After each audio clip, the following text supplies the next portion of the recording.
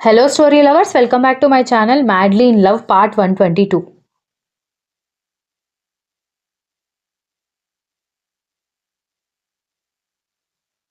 నేను ఇక్కడ మాట్లాడుతుంటే ఆన్సర్ చెప్పకుండా అలా నన్నే చూస్తూ నిలబడతారేంటి?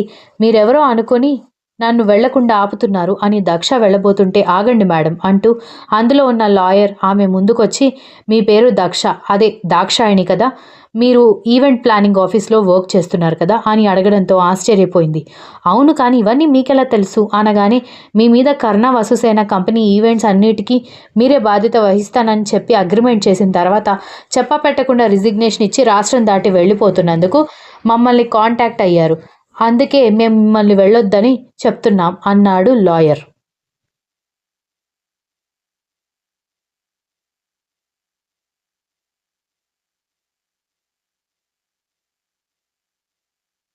ఆ లాయర్ మాటలకి దక్ష ఆశ్చర్యపోయి, ఏంటి, నేను అగ్రిమెంట్ మీద ఎలాంటి సంతకం పెట్టలేదు, అసలు అగ్రిమెంట్ చేసేటప్పుడు అక్కడ నేను లేను, ఆ తర్వాత నాకు చెప్పారు, అది నాకు నచ్చలేదు కాబట్టి నేను వెళ్ళిపోతున్నాను అని అంది దక్ష. మీరు సంతకం పెట్టలేదు, కానీ మీ కంపెనీ చైర్మన్ దానికి సంబంధించిన ఫార్మాలిటీస్ అన్ని దగ్గరుండి చూసుకున్నారు. ఒకవేళ అగ్రిమెంట్ చెడిపోయిన పక్షాన మొత్తం దానికి సంబంధించిన బాధ్యత మర్చిపోయినందుకు యాక్షన్ మీ మీద తీసుకోవచ్చని అతనే రాసిచ్చాడు. కానీ మీ సంతకం లేని కారణంగా సగం మీకు సగం మీ బాస్కి పెనాల్టీ పడుతుంది. అందుకే మీ బాస్ చెప్పిన అడ్రస్ ఆధారంగా మిమ్మల్ని ఫాలో అవుతూ వచ్చాం అన్నాడు.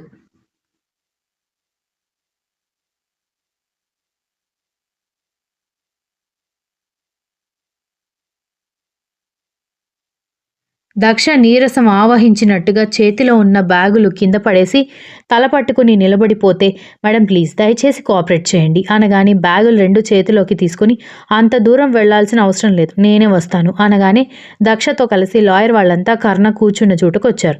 సార్, ఈ అమ్మాయి ప్రస్తుతానికి రాష్ట్రం దాటి వెళ్ళిపోయే ఆలోచన విరమించుకున్నట్టే, ఒకవేళ ఆవిడ మళ్ళీ ఇలాంటి ప్రయత్నం చేస్తే కంప్లైంట్ ఇవ్వండి అంటూ లాయర్ వాళ్ళు వాళ్ళ వెహికల్స్లో వెళ్ళిపోవడంతో దక్ష కర్ణ వైపు కోపం బాధ కలగలిపి చూస్తుంటే గెట్ ఇన్ ద కార్ అన్నాడు.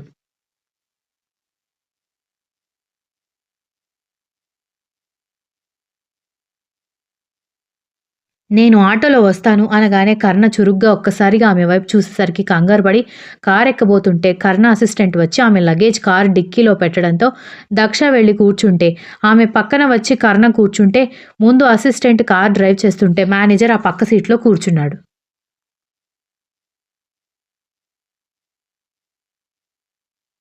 పక్కన కూర్చున్న అతన్ని ఆమె 1,00,000 సార్లు చూస్తే అతను ఒక్కసారి కూడా తల తిప్పి చూడలేదు. కర్ణ దక్షని తీసుకుని ఆమె పని చేస్తున్న ఆఫీస్కి తీసుకురావడంతో దక్ష కంగారుగా చూస్తుంటే పద లోపలికి అని సీరియస్గా చెప్పి ఆమెను తీసుకుని లోపలికి వెళ్ళగానే, యూ ఏమనుకుంటున్నావు, కంపెనీ పరువు మొత్తం తీసేద్దామని అనుకుంటున్నావా అని మేనేజర్ కోపంగా అంటూ ఉంటేనే షటప్ అని అన్నాడు కర్ణ కోపంగా.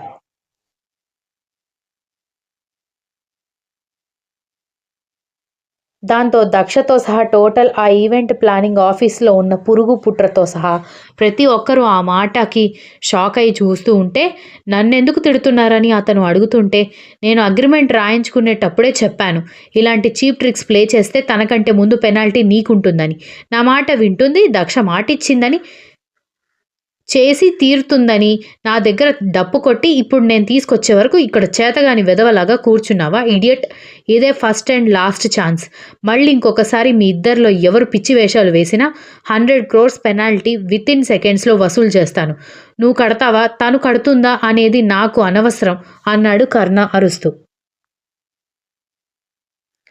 స్ట్రెయిట్ ఫార్వర్డ్‌గా చెప్పిన అతని మాటలకి అందరికీ గూస్ బంప్స్ వచ్చాయి. అందరూ నీలుక్కుపోయి ఎక్కడ వాళ్ళు అక్కడ బొమ్మలాగా నిలబడిపోవడంతో బయటికి వెళ్ళబోయిన కర్ణ ఆగి 2 అడుగులు వెనక్కి వేసి వాళ్ళని చూసి కర్ణ తల అడ్డంగా ఊపుతూ ఇద్దరిని సీరియస్‌గా చూస్తే అందరికీ టెన్షన్ వస్తూ ఉంటే, ఒక్కసారి ట్రై చేసిందంటే మళ్ళీ మళ్ళీ ట్రై చేస్తుంది.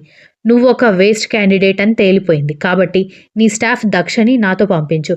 ఎలా మాట వినదో నేను కూడా చూస్తాను అన్నాడు ఒక సైడ్ స్మైల్ ఇచ్చి.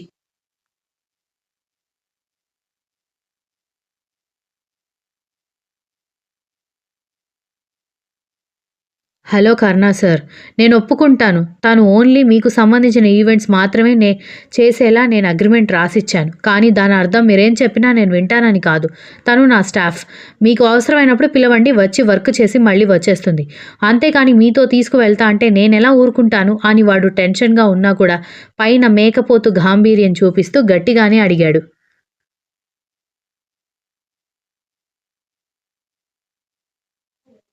దెన్ అగ్రిమెంట్ ఇక్కడితో ఎండ్ చేద్దాం అని కర్ణ అనగానే అందరూ ఆశ్చర్యంగా చూస్తుంటే 100,00,00,000 చెక్ ఇచ్చేయి. ఆ తర్వాత నీ స్టాఫ్ గురించి నువ్వేం ప్లాన్ చేసుకున్నా నాకు అనవసరం అని చెప్పడంతో ఒక్కసారిగా అందరూ షాక్ అయి కర్ణ వైపు చూస్తుంటే అదెలా కుదురుతుంది? ఏమైనా కారణాల వల్ల క్యాన్సిల్ అయితే ఇవ్వాలి కానీ మీ అంతటా మీరు క్యాన్సిల్ అని చెప్తే నేనెందుకు 100,00,00,000 ఇస్తాను అన్నాడు.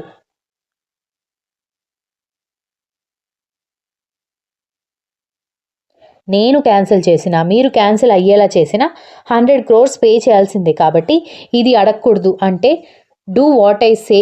నేను చెప్పింది ఎదుటివాడు వినాలి.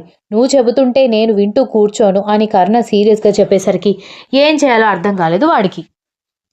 Sir this is too much. అసలు నేను మీకు సంబంధించిన ప్రాజెక్ట్స్ మాత్రమే చేయాలని అగ్రిమెంట్ రాయడానికి ఆయనెవరు? రాయించుకోవడానికి మీరెవరు? పైగా నా ఒపీనియన్ చెప్పకుండా ఎలా చెల్లుతుంది? మీకు నచ్చినట్టుగా మాట్లాడుతున్నారని దక్ష భయంగా అడుగుతూ ఉండడంతో షటప్ అని కర్ణ గట్టిగా అరవడంతో ఒక్కసారిగా ఆఫీస్ మొత్తం ఉలిక్కిపడింది.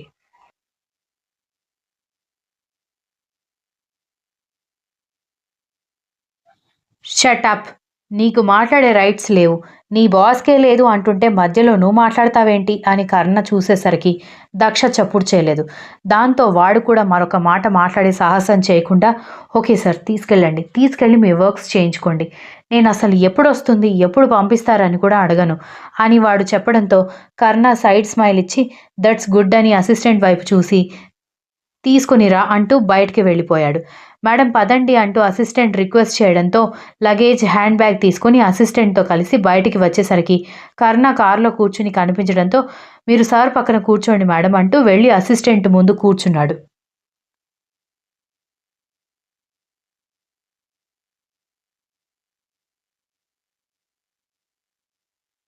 కర్ణ వైపు కంగారుగా చూస్తూనే దక్ష కూర్చుంటే డ్రైవర్ కార్ స్టార్ట్ చేయడంతో ఇప్పుడు ఇంటికి వెళ్తే అక్కకి, బావగారికి, బామ్మకి, స్నేహ వాళ్ళందరికీ తెలిసిపోతుంది.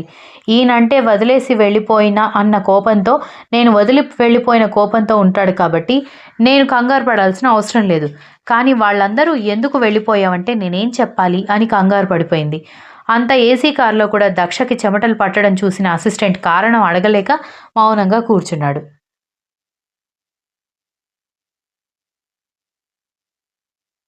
ఒక గంట తర్వాత ఒక గెస్ట్ హౌస్ ముందు కార్ ఆగేసరికి దక్ష అయోమయంగా చూస్తుంటే get out from the car అని కర్ణ మొహం కూడా చూడకుండా చెప్పడంతో తన లగేజ్, హ్యాండ్ బ్యాగ్ తీసుకుని దిగిన దక్ష వైపు చూడకుండా ఇప్పటి నుంచి నువ్వు ఇక్కడే ఉంటున్నావు. పారిపోవాలని ట్రై చేయకు. నిన్ను మళ్ళీ తిరిగి తీసుకురావడం నాకు సెకండ్ అని సీరియస్‌గా చెబితే అతని గొంతులో ఉన్న బేస్‌కి కంగారుగా చూస్తూ ఉంటేనే కార్ అక్కడి నుంచి వెళ్ళిపోతే మేడం మీరొస్తున్నారని అసిస్టెంట్ చెప్పాడు. అంతా శుభ్రం చేసి పెట్టాను. లోపలికి వెళ్ళండి మేడం అంటూ గెస్ట్ హౌస్ తాళాలిచ్చాడు వాచ్‌మెన్. అసలు తన లైఫ్‌లో ఏం జరుగుతుందో ఏమాత్రం అర్థం కాకపోయినా తాను ఇన్నాళ్లు పెట్టిన పరుగులు వృధా అయిపోయాయని తెలుస్తున్నా ఏమీ చేయలేని పరిస్థితుల్లో బొమ్మలాగా ఆ గెస్ట్ హౌస్‌లోకి వెళ్ళిపోయింది.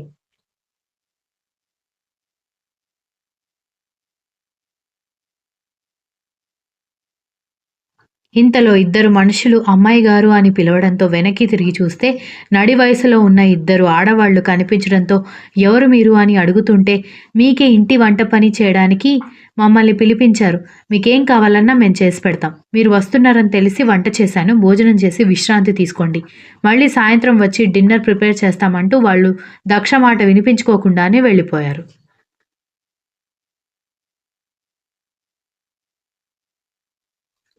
ఇంత కోపంలో కూడా నా బాగోగుల కోసం మనిషిని పెట్టారంటే మీ ప్రేమకి నాకసలు అర్హత ఉందా అనుకుంటూ గదిలోకి వెళ్ళిపోయింది.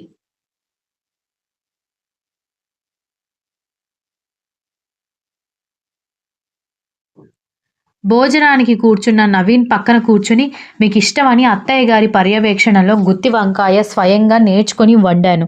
అని ప్లేట్లో వేస్తూ ఉంటేనే నవీన్ చేతిని కడిగేసి లేచి నిలబడ్డంతో, నారాయణ, ఏంటి నవీన్, ఎప్పుడు ఇంతే? అన్నం తినేటప్పుడు ఎవరైనా కూర వడ్డిస్తూ ఉంటే వాళ్ళు నచ్చని కారణంగా ప్లేట్ అయినా లాగేసుకుంటావు, లేదంటే చేతులు కడిగేసుకుంటావు.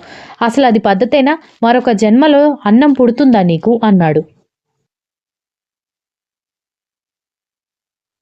అన్నం పుట్టకపోతే కడుపు మాడబెట్టుకొని చచ్చిపోతాను గాని నాకు నచ్చని వాళ్ళ చేతితో పచ్చి గంగ కూడా తీసుకోను. ముందు మీ కోడలు గాని కోడలు ఎందుకిన్ని నాటకాలు ఆడుతూ నా దగ్గర ఉత్తమ ఇల్లాలుగా ఉండడానికి ప్రయత్నిస్తుందో కనుక్కోండి.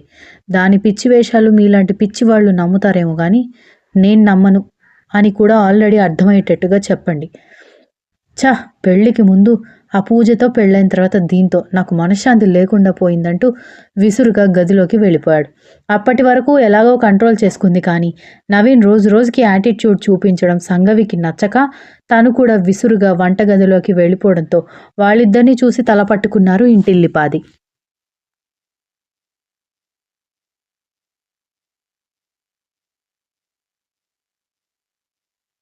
వద్దని చెప్పినప్పుడు వడ్డించడం ఎందుకు? ఇప్పుడిలా మొహం తెల్లగా పెట్టుకుని పోవడం ఎందుకని అనుకుంటూ రక్ష తన భోజనం చేసింది.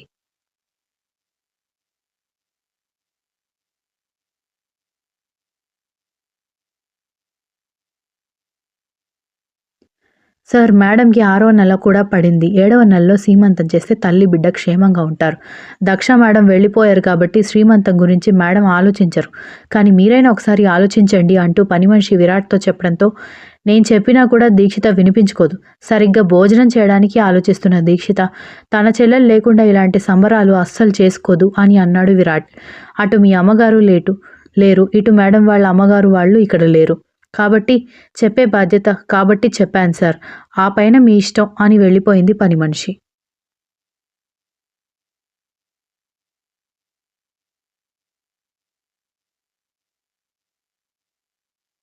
పని మనిషి మాటలతో ఆలోచనలో పడిన విరాట్ దీక్షిత దగ్గరికి వెళ్ళి బుక్ చదువుతున్న ఆమె చేతిలో నుంచి బుక్ తీసుకుని, ఇప్పుడెలా ఉంది? ఏదైనా వికారం, వాంతి వచ్చినట్టుగా ఉందా అని అడగడంతో, అదేమీ లేదు విరాట్. నాకు దక్ష గురించిన ఆలోచన తప్ప ఇంకేమీ లేదు అని అంది.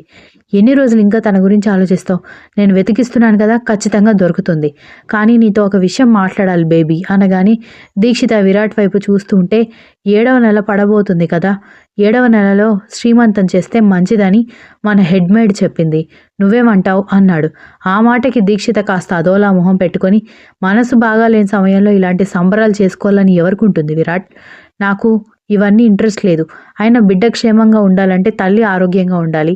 ఇంట్లో ఆరోగ్యమైన వాతావరణం ఉండాలి. నేను ఆరోగ్యంగానే ఉన్నాను. నువ్వు కూడా ఎక్కువగా అరిచి గోల చేసే వ్యక్తివి కాదు. బిడ్డ బాగానే ఉంటుంది అని అంది దీక్షిత.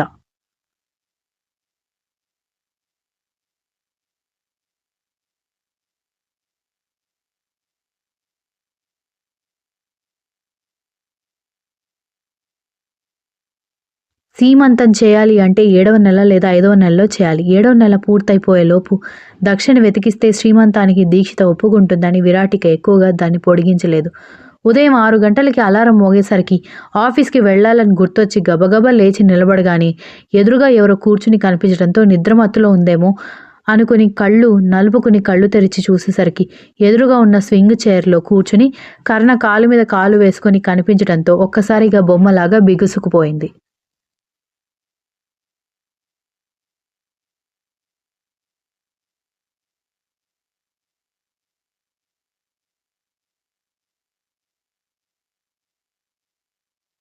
ఏంటి, మళ్ళీ పారిపోవడానికి ట్రై చేస్తున్నావా అని కర్ణ ఆమె వైపు చూడకుండా అడుగుతూ ఉంటే, అదేం లేదు, రోజు ఈ టైంకి ఆఫీస్కి వెళ్ళడం కోసం లెగడం అలవాటు. ఆ అలవాటులో హడావిడిగా లేచాను అనగానే చురుగ్గా ఆమె వైపు చూశాడు. Continuous. If you like the story please like, share, comment and don't forget to subscribe.